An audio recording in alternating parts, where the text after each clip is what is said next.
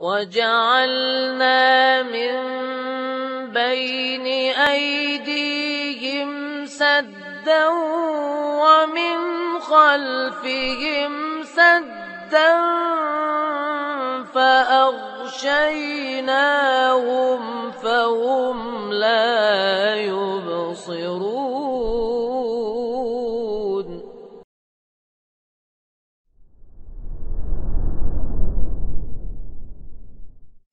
إن الحمد لله نحمده ونستعينه ونستغفره ونعوذ بالله من شرور أنفسنا وسيئات أعمالنا من يهده الله فلا مضل له ومن يضلل فلا هادي له أشهد أن لا إله إلا الله وحده لا شريك له وأشهد أن محمدا عبده ورسوله لا نبي بعده اللهم علمنا ما ينفعنا وانفعنا بما علمتنا إنك أنت العليم الحكيم. Putra bisa ambilin ini enggak, Pak? Pas angin. Biidznillah ta'ala kita akan melanjutkan kajian At-Tafsir Al-Muyassar dan kita akan memulai dari surat Al-Baqarah. Tentu masih di surat Al-Baqarah dari ayat 219 biidznillah ta'ala. Akan kita bacakan terlebih dahulu. A'udzu billahi minasy syaithanir rajim. يسألونك عن الخمر والميسر قل فيهما إثم كبير ومنافع للناس وإثمهما أكبر من نفعهما ويسألونك ماذا ينفقون قل العفو كذلك يبين الله لكم الآيات لعلكم تتفكرون في الدنيا والآخرة ويسألونك عن اليتامى قل إصلاح لهم خير وإن تخالطوهم فإخوانكم والله يعلم المفسد من المصلح ولو شاء الله لأعنتكم إن الله عزيز حكيم ولا تنكحوا المشركات حتى يؤمن ولأمة مؤمنة خير من مشركة ولو أعجبتكم ولا تنكحوا المشركين حتى يؤمنوا ولعبد مؤمن خير من مشرك ولو أعجبكم أولئك يدعون إلى النار والله يدعو إلى الجنة والمغفرة بإذنه ويبين آياته للناس لعلهم يتذكرون.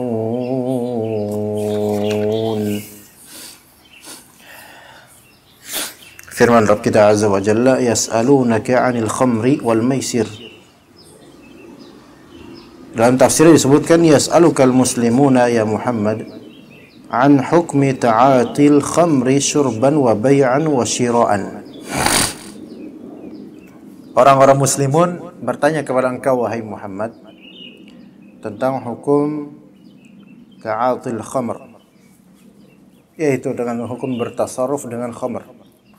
Ya, apapun itu tasarrufnya, baik sebatas atau baik minum khamr, menjual khamr atau membeli khamr. Ya, ta'atil khamr di sini berupa apa? Bisa dengan cara meminumnya, menjualnya atau membeli khamr. Apa hukumnya? Yas'alunaka 'anil khamri, nanti wal maisir, al khamr. Dan dikatakan dalam tafsir, wal khamru kullu muskirin khamiril aqli wa ghattahu mashruban kana aw ma'kula. Khamr definisinya adalah kullu muskirin khamiril aql wa ghattahu. Setiap di sini bukan khamir tapi kullu muskirin khamarul aqla wa ghattahu. Khamr adalah segala yang memabukkan dan dia menutup akal, berpotensi menutup akal. Kullu muskirin khamarul aqla wa ghattahu mashruban kana aw ma'kula. Baik itu diminum atau dimakan, maka masuk ke dalam khamr. Ini menunjukkan bahwasanya khamr ini terbatas pada hal-hal yang memang dikenal dikonsumsi dengan cara minum atau makan. Adapun zat-zat yang memang memabukkan bahkan mematikan namun memang tidak dikenal diminum atau dimakan, maka itu bukan termasuk khamr. Oke, ini menunjukkan bahwasanya alkohol tidak semua disebut khamr walaupun alkohol. Karena maklum bagi umumnya manusia, alkohol pada umumnya tidak untuk dikonsumsi atau dimakan atau diminum. Seperti alkohol parfum, maka itu bukan termasuk khamr. Kecuali memang parfum tersebut dicampur dengan alkohol atau yang memang dikenal sebagai khamr yang diminum. Misalnya dicampur dengan vodka. Dan vodka itu dikenal oleh umumnya orang, dia minuman. Maka itulah khamr. Ketika dicampur kepada bibit parfum, maka itu termasuk khamr. Adapun kalau misalnya dicampur dengan absolut, dan semua tahu bahwasanya alkohol absolut ini bukan untuk diminum, baik oleh orang awam maupun pedagang parfum, semua tahu bahwasanya ini bukan minuman. Maka hukumnya sama dengan air deterjen. Hukumnya sama dengan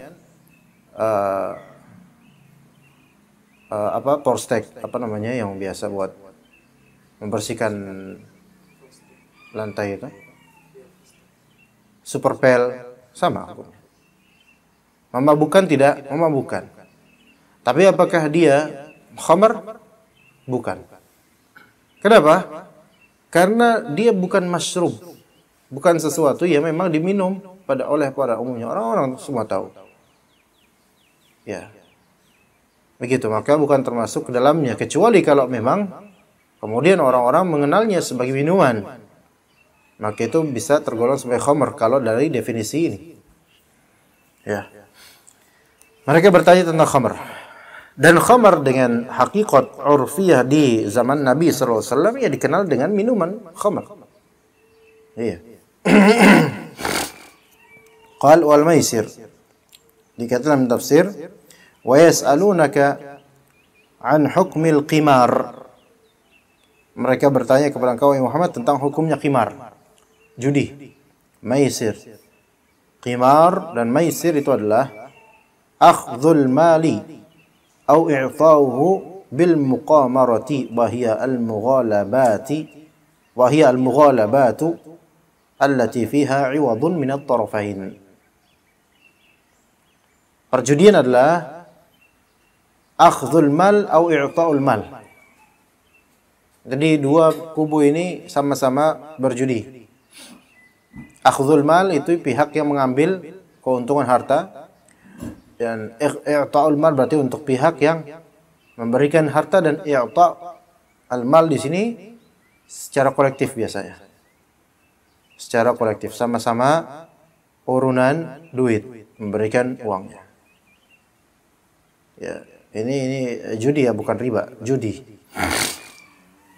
Akhdhul mal atau i'ta'uh. Jadi orang yang mengambil keuntungan ataupun yang rugi karena telah memberi, dua-duanya tetap terkena hukum qimar atau maisir.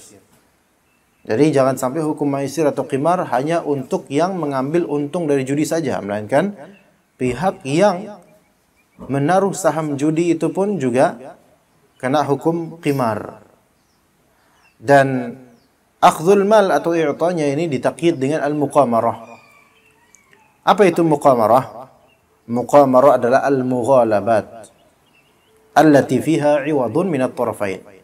Muqamarah adalah sikap saling kalah mengalahkan, kompetisi atau bertanding. Ya, ada sisi mughalabat, saling berusaha mengalahkan satu sama lain. Di sini berarti wazannya wazan fa'ala yufa'ilu mufa'alatan. Maka di sini ada timbal balik antara dua belah pihak. Makanya wahia al-mughalabatul lati fiha 'iwadun min at-tarafain. Ya, yang mana sikap saling menyerang atau saling mengalahkan satu sama lain ini ada iwad. Iwad itu barang ganti atau pemberian dari dua belah pihak. Dari dua belah pihak. Itu syaratnya. Untuk dijadikan sebagai atau didefinisikan sebagai qimar, maisir, perjudian. Adapun kalau dari salah satu pihak saja, maka itu bukan perjudian. Paham nggak? Nah, misalnya putra, akhi putra, antum, ayo kita bertanding. Cepat-cepatan mana larinya antara anda dan antum? Anda yakin antum yang menang. Iya, karena antum lincah, masya Allah. Maka kemudian, kalau antum menang, anda kasih antum hadiah 5 juta. Mau nggak, Awi? Putra, mau nggak? Mau? Ya, anaknya nggak mau. Ini kan cuma contoh aja, antum jangan berandai-andai ya. Nggak bakal terjadi kok. 5 juta. Terus antum tanya, kalau Ustaz yang menang gimana? Kalau anak yang menang nggak masalah. Kalau anak yang menang ya udah, nggak. Anak hanya ingin menunjukkan bahwasanya anak ingin menunjukkan bahwasanya anak itu dermawan. Kalau ini beda lagi, ini bukan judi. Ini songong namanya, ya. Ya, tadi yang seperti ini kan dari taraf wahid. Dari salah satu kubu. Nggak masalah. Adapun kalau dari tarfain, nah ini yang bermasalah. Ya. Seperti sama-sama menaruh saham. Antum berapa putra naruh saham? Ana 200.000 Ustaz. Ya udah, ana 200.000. Ayo kita bertaruh.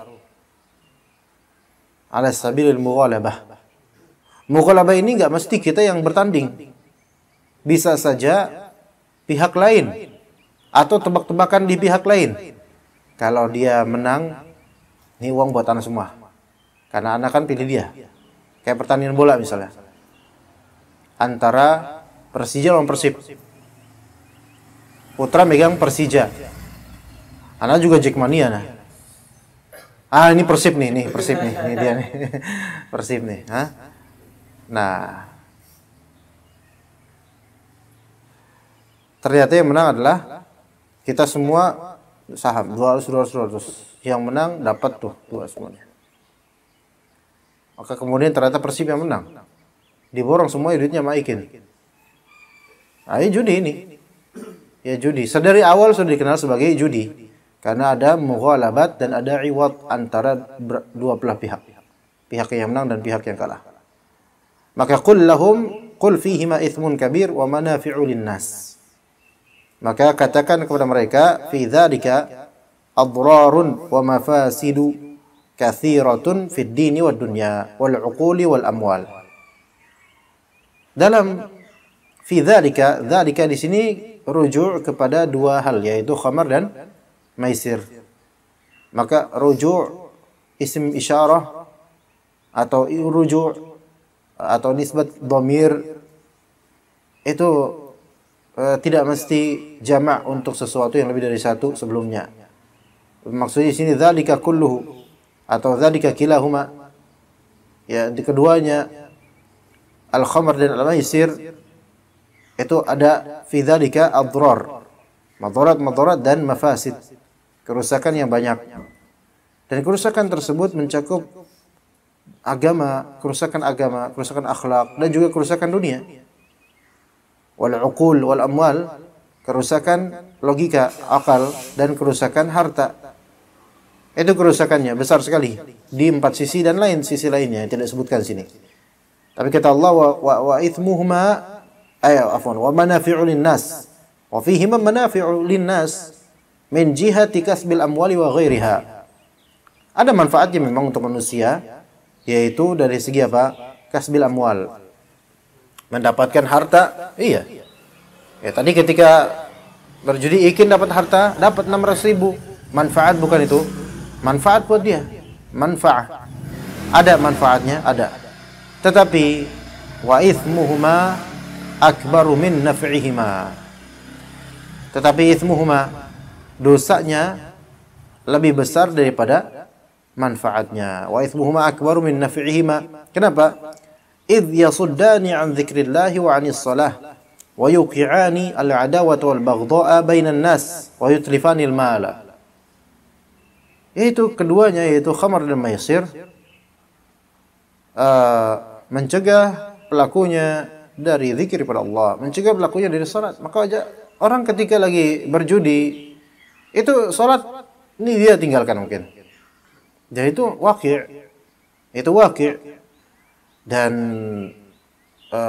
wa yuqi'anil adawata wal baghdha' bainan nas, menyebabkan permusuhan dan saling bertengkar antara manusia, wa yutlifanil mal, dan merusak harta orang. Ini yang terjadi, banyak terjadi permusuhan gara-gara khamar, gara-gara judi. Ini maklum, masyhur. Ketika anak kajian di Cakung hari apa? Hari Kamis ya. Kamis duha ya.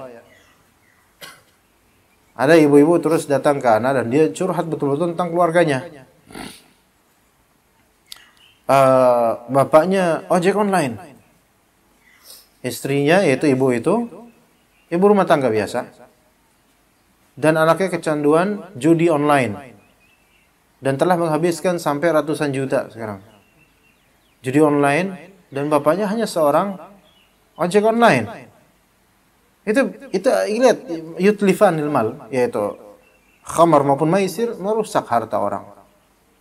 Itu baru satu sampel. Banyak sekali yang seperti itu di zaman sekarang. Ketagihan judi online.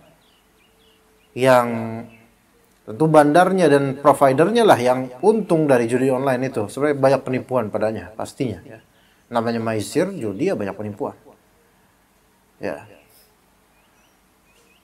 Tapi ini apa? Madaratnya adalah menjauhkan dari zikir, menjauhkan dari salat, menyebabkan permusuhan dan merusak harta.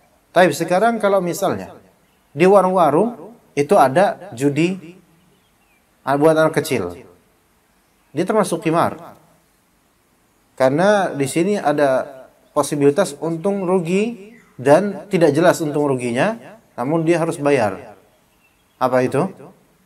Yang cabut nomor itu? Apa namanya?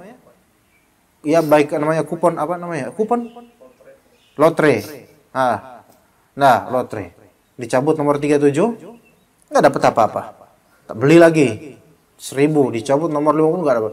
Beli terus, taunya dapat jarum super. Ini di sini ada gharar dan juga maisir karena untung-untungan. Dan dia harus i'ta'ul mal. Sekarang yang akhdhul mal siapa akhirnya? Ya provider. Ya kan? Provider. Boleh jadi 10 kali cabut nggak dapat apa-apa. Ini gharar yang kabir. Ghararnya keterlaluan ini. Bahkan belum tentu juga providernya ini benar-benar mengkaitkan nomor dengan hadiah. Hadiahnya kelihatan banyak. Padahal cuma dari 10 hadiah yang dihamparkan, cuma 3 nomor yang pas. Bisa jadi, lihat. Pasti ada hal yang nggak beres di sini. Dan ini kalau ditanya, tapi kan itu kan tidak merusak harta orang, cuma 1.000 doang. Itu juga tidak menimbulkan permusuhan, anak kecil nggak ada yang bertengkar gara-gara itu. Juga tetap anak-anak itu mereka zikir pada waktu ini madrasah, mereka sholat. Iya, tapi itu bibitnya itu. Nanti ke depannya hal-hal kayak gini dianggap biasa. Justru ini lebih berbahaya karena karena biasa. Ketika udah biasa, dianggap biasa, kemudian menganggap hukum-hukum seperti ini nggak ada. Dan ini madarat lebih besar. Seseorang mending dia tahu ini haram, riba ini haram, ini judi, kemudian dia suatu saat bertaubat, itu lebih baik jauh dibandingkan dengan dari awal ditanamkan hal-hal seperti ini biasa di masyarakat dan nggak masalah. Iya. Wa ithmuhuma akbaru min naf'ihima, kata Allah Subhanahu wa taala. Ya. Jadi keburukannya, efek buruknya lebih besar daripada manfaatnya. Itu pun kalau ada. Itu pun kalau memang dapat manfaatnya. Karena tidak semua orang yang minum khamar, tidak semua orang yang berjudi mendapatkan manfaat dari judi itu. Belum tentu. Kadang ada yang apes, selalu apes gitu. Kemudian kata Allah Ta'ala, wa yas'alu, sebentar, dikatakan dalam tafsir Muyassar, wa kana hadha tamhidan litahrimiha. Ayat ini merupakan muqaddimah untuk menuju pengharaman zahir dari ayat ini tidak langsung mengharamkan. Jadi kalau untuk mengharamkan khamar dan maisir itu ada ayat lain yang fahal antum muntahun, ya. Kemudian kata Allah Subhanahu wa taala, wa yas'alunaka madza yunfiquna qulil 'afu. Ya, mereka bertanya kepada engkau apa yang layak untuk mereka nafkahkan, infakkan. Maka dikatakan oleh Nabi, katakanlah al-'afu. Apa artinya di sini? Wa yas'alunaka 'anil qadri alladhi yunfiqunahu min amwalihim tabarru'an wa shadaqatan. Orang-orang muslim bertanya kepada Nabi SAW tentang kadar yang bisa mereka nafkahkan dari harta sebagai tabarru' dan sedekah. Ingat, tabarru' dan sedekah ini tidak wajib. Tabarru' itu yaitu ini tolong ditahdzir ini. Bisa nggak putra antum sana? Atau nasihatin lah mereka itu. Iya, kita lagi ceramah, mereka ikutan.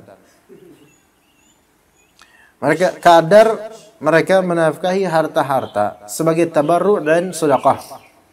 Ya, tabarru' ini pemberian harta dengan kerelaan. Itu tabarru'. Kalau bahasa kita kadang-kadang patungan, tapi tabarru' itu lebih umum daripada patungan. Ya. Patungan itu kalau ada apa ya? Ya, tabarru' ala kulli hal, tabarru' itu adalah menyisihkan harta dengan berdasarkan kerelaan jiwa, itu tabarru'.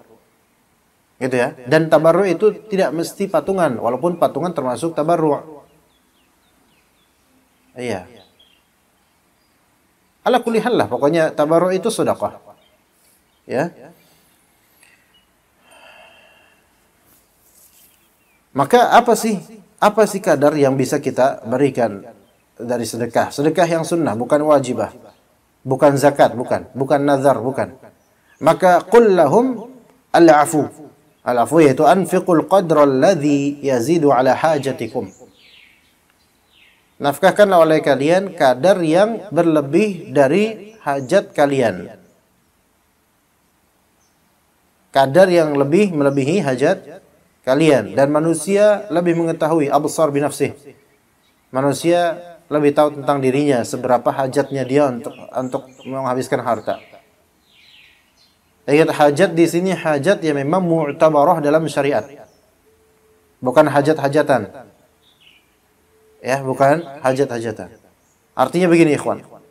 Kadang kita itu merasa berhajat untuk suatu hal, padahal secara syar'i kita itu tidak berhajat untuk itu. Misalnya mobil yang terlalu mewah, padahal hajat kita adalah cukup punya mobil. Ya enggak? Tapi sekarang koleksi motor, padahal hajat kita hanyalah cukup satu motor.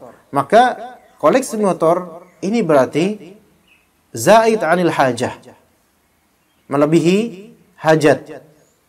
Maka yang afdol adalah harta-harta yang melebihi hajat kita itu ditabarru'kan atau disedekahkan dibandingkan menghabiskan untuk yang melebihi kebutuhan. Ya. Ingat, dalam tingkatan istihsan, dalam tingkatan maslahat ya atau istihsan ada 3 macam. Yang pertama,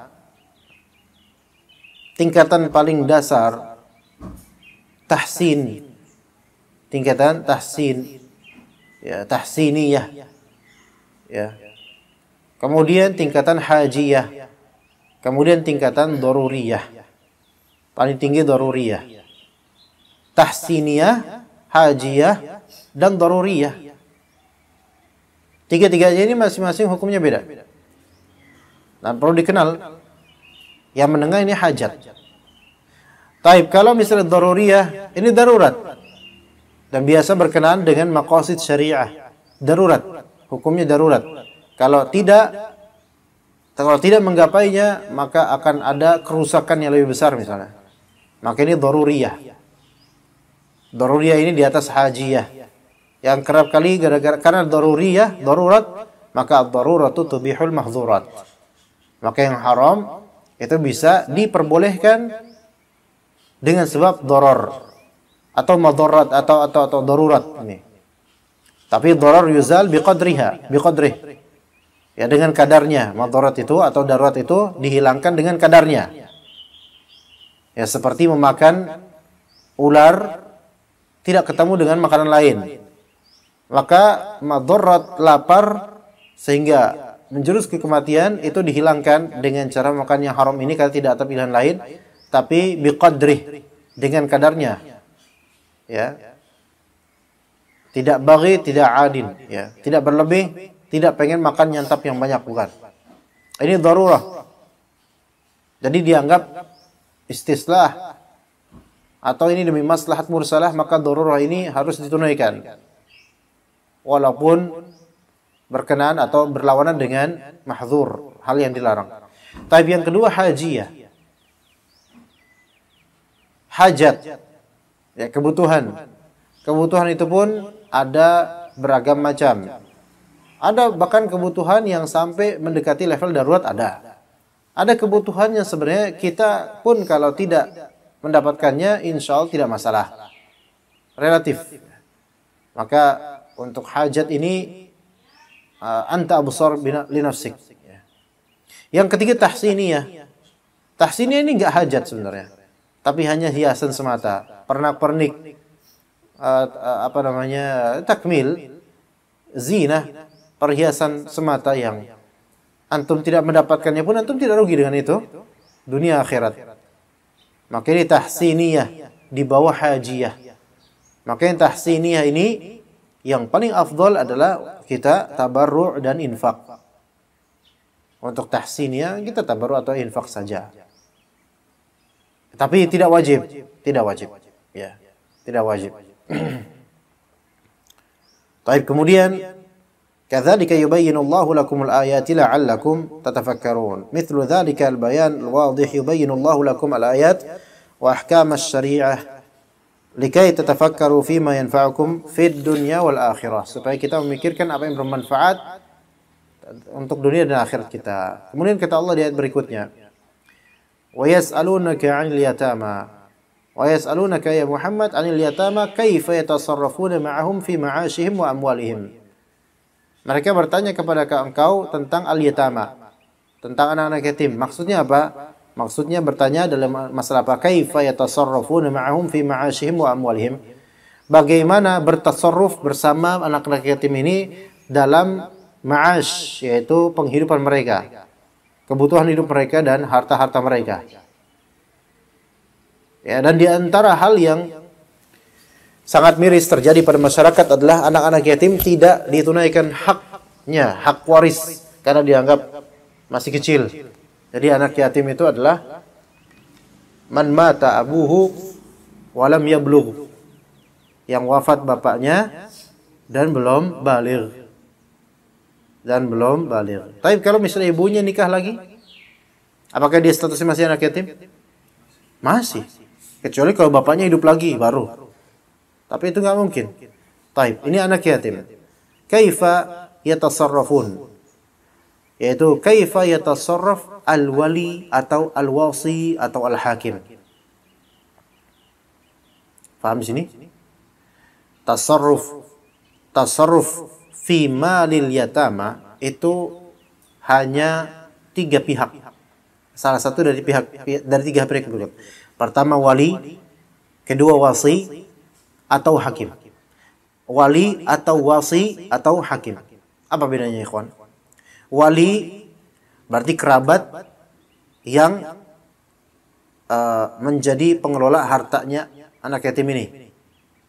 Ya, wali di sini bisa aja kakek. Taib, dalam sebagian ulama mazhab Hanbali, zahirnya wallahu alam mereka menafikan perwalian dari ibu, tapi yang lebih sahih adalah bolehnya seorang ibu menjadi wali dalam tasarruf mal anak yatimnya dia. Karena seorang ibu itu lebih paham maslahat untuk anaknya dan lebih sayang pada anaknya dibandingkan pihak lain.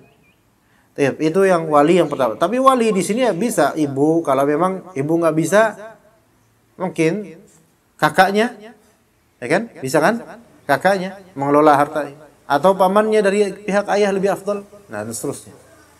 Itu wali. Ya. Dari sini wilayah Wilayah di sini wilayah fil mal. Ya, jadi ya, anak yatim ini nanti di surat An-Nisa juga ada penjelasan. Wa batalul yatama hatta yablugha astagfirullahaladzim. Di surat An-Nisa awal-awal kata Allah Subhanahu wa taala, wa batalul yatama hatta idza balagun nikah fa in anastum minhum rusyda fadfa'u ilaihim amwalahum.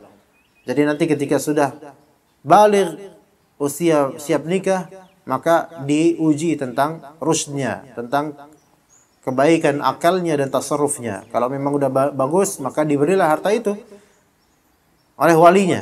Kemudian kalau wali tidak ada atau tidak ada sanggup, maka ditunaikan kepada wasi.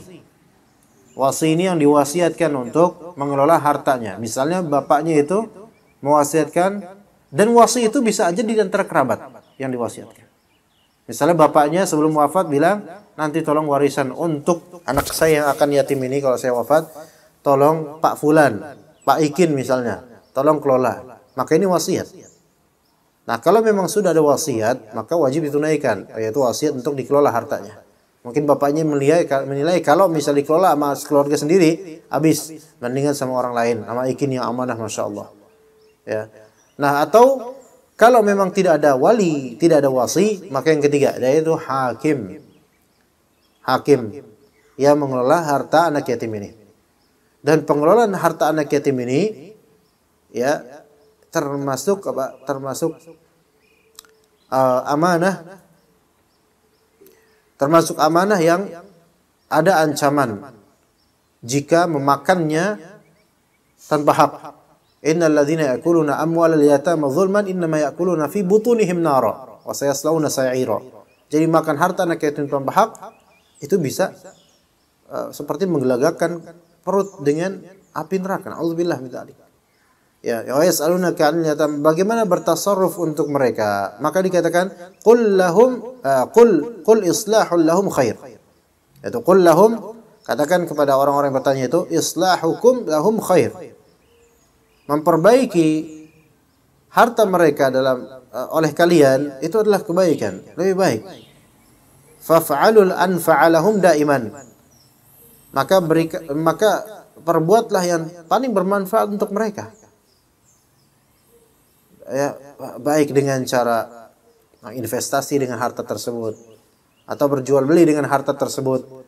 Maka tidak boleh, kata para ulama, tidak boleh tabarru', tidak boleh sedekah, tidak boleh muhabat dengan harta anak yatim.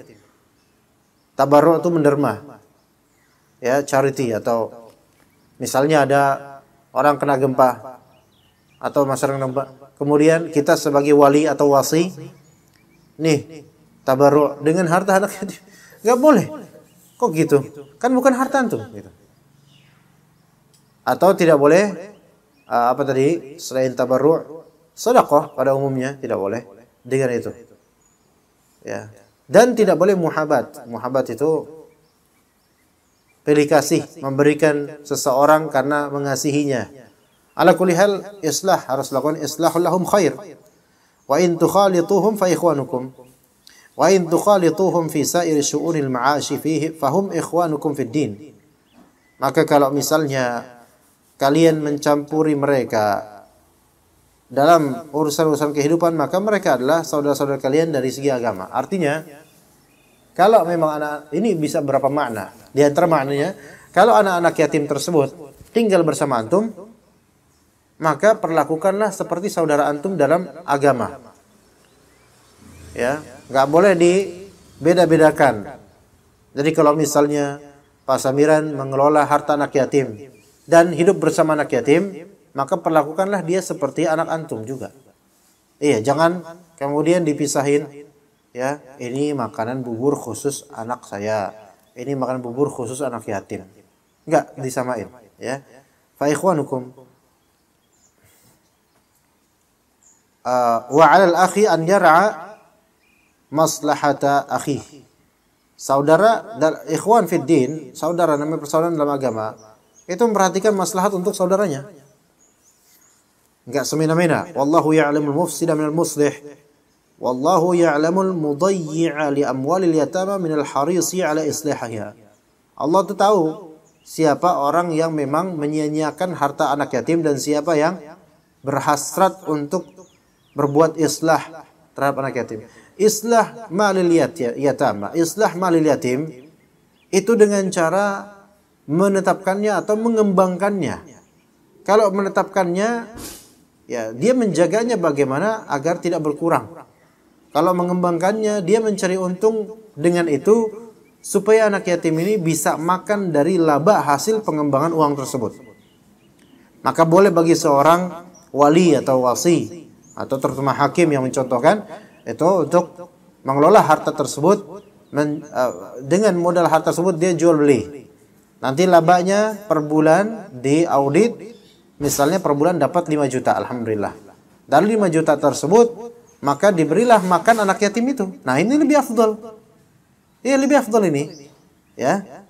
Makanya Nabi SAW juga memerintahkan hal seperti ini. Jangan sampai harta anak yatim ini habis gara-gara apa? Gara-gara sedekah. Maksudnya habis gara-gara zakat. Jangan diendapin begitu saja. Misal harta anak yatim ini propertinya atau hartanya, misal warisannya dari orang tuanya meninggal, bapaknya meninggal, warisannya adalah 200 juta misalnya. Kena nggak nisab? Kena nisab. Kapan bayar zakatnya? 1 haul setelah pembagian warisan, setelah diketahui, atau sebagian mengatakan yaitu setelah wafatnya bapaknya. 1 haul, karena setelah wafatnya bapaknya otomatis harta itu pada hakikatnya milik ahli waris. Maka sejak wafatnya bapaknya 1 tahun ke depan dihitunglah ketika itu berapa duit yang ada. Dan sampai nisab nggak kalau misalnya ternyata bukan haul. Setelah wafat bapaknya pas dibagi-bagi ternyata harta dia 200 juta. Ini kan kena nisab nih. Tapi nanti tunggu 1 haul. Haul kamil, 1 haul secara hijri, ternyata yang ketika 1 haul itu sudah 50 juta tok. Kena nisab nggak? Tidak.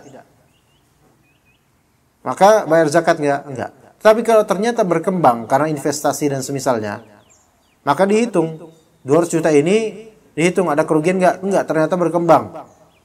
Dan hartanya ternyata dapat laba dalam 1 tahun kamil itu sekitar 50 juta. Maka berarti berapa zakatnya? 2,5% dari 250 juta. Berapa berarti? Sedikit itu. Apa? 2,5% dari 250 juta berapa, ikhwan? 2,5%. Susah. Susah, harus pakai kalkulator. Al-muhim seperti itu. Dan itu siapa yang mengelolanya, menunaikan zakatnya? Siapa? Walinya atau wasinya. Karena anak ini nggak ngerti apa-apa. Ya, karena anak ini nggak ngerti apa-apa. Wallahu ya'lamul mufsida minal muslih. Walau syaa Allahu la'anatakum. Walau syaa Allahu la dayyaqa wa syaqqa 'alaikum bi tahrimil mukhalatah. Bisa saja Allah Subhanahu wa taala berkehendak sebaliknya, yaitu la dayyaqa, yaitu menyempitkan kalian dan mempersulit kalian dengan mengharamkan adanya mukhalatah, yaitu mukhalatatul umur atau mukhalatatul mal. Tapi pada asalnya jangan mencampur harta anak yatim dengan harta pribadi, karena dikhawatirkan madarat yang lebih besar. Kayak kata Allah Subhanahu wa taala, ya. Kata Allah Subhanahu wa taala, wa atul yatama amwalahum wa la tatabaddalu khabitha bit-tayyib wa la ta'kulu amwalahum ila amwalikum innahu kana huban kabira. Ya. Jadi dikatakan di sini maksudnya wala tukhallitu amwalahum bi amwalikum. Jangan campurin harta kalian dengan harta mereka. Kecuali kalau karena dengan percampuran harta itu takutnya terjadi distorsi nominal. Tetapi kalau memang ada maslahatnya atau tidak memungkinkan kecuali harus dicampur hartanya dengan harta pribadi, maka itu ada caranya lagi insyaallah. Ya, ada caranya, tapi tidak di sini jelaskan. Innallaha azizun hakim. Kemudian masalah nikah. Kata Allah Subhanahu wa taala, "Wala tankihul musyrikati hatta yu'min." Janganlah kalian menikah dengan siapa? Musyrikat. Ya, janganlah kalian menikahi musyrikat sampai mereka beriman. Sebelum mereka beriman. Kalau mereka beriman maka tafadhal. Musyrikat, wala tatazawwaju ayyuhal muslimuna al-musyrikati 'abidatil awthan. 'Abidatil awthani. Jangan kalian menikah dengan perempuan-perempuan musyrikah yang mereka menyembah awthan. Ya. Jadi perempuan yang haram secara mutlak untuk dinikahi adalah satu mahram yang abadi seperti asal, yaitu umi kita dan ibunya bapak kandung. Itu haram dinikahi. Ini mahram yang dan juga putri. Ya. Ya, dan juga putri. Dan juga bibi. Ya kan? Baik dari ayah atau dari ibu. Itu ada di surat apa ikhwan? Hurimat alaikum ummahatukum wa banatukum wa akhwatukum wa ammatukum. Dan surat An-Nisa. Ya, itu satu. Kemudian yang haram selamanya abadi, yang haram juga untuk dinikahi, bukan abadi yang kedua ini, bukan abadi, yaitu musyrikah. Perempuan musyrikah haram untuk dinikahi kecuali sebelum dia beriman. Kalau beriman baru boleh dinikahi. Itu dua. Yang ketiga yaitu orang kafir yang tak beragama atau ateis, mulhid. Itu juga haram, mulhidah. Ini juga haram dinikahi sampai dia kembali ke Islam. Orang yang murtad haram dinikahi. Adapun ahlul kitab maka diperbolehkan dengan beberapa kriteria. Wala tankihul musyrikati hatta yu'min. Hatta yadkhulna fil Islam, sampai mereka masuk Islam. Wala amatun mu'minatun khairum min musyrikati walau a'jabatkum.